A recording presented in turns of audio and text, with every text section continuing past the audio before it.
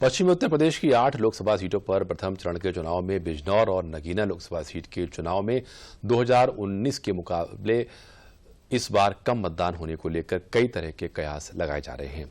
साल 2019 में लोकसभा चुनाव में बिजनौर में 65.40% और नगीना लोकसभा सीट पर 63.53% मतदान हुआ था। 2024 के चुनाव में बिजनौर लोकसभा सीट पर 58.21% और नगीना लोकसभा सीट पर 59.54% मतदान रहा। कम मतदान पर स्थानीय लोग अलग अलग ढंग से अपनी राय रख रहे हैं। बिजनौर जिले की अगर हम बात करें तो बिजनौर जिले में 2 लोकसभा सीट आती हैं। बिजनौर लोकसभा की 5 सीटों में से 2 सीटें बिजनौर में, बिजनौर और चांदपुर, जबकि 3 सीटें 2 पुरकाजी मीरापुर मुजफ्फरनगर जिले में और हस्तिनापुर मेरठ जिले में। हम कमोबेश बिजनौर लोकसभा की अगर हम बात करें तो 7% के करीब मतदान पिछले 2019 के जो चुनाव हुआ था उससे कम हुआ है।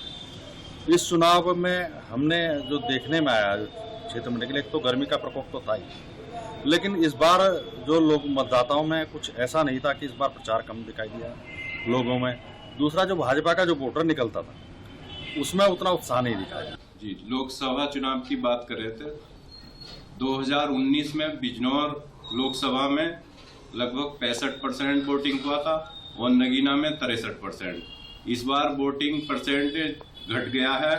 बिजनौर की बात करें तो बिजनौर में लगभग 59% और नगीना में भी लगभग इतना ही वोटिंग हुआ है।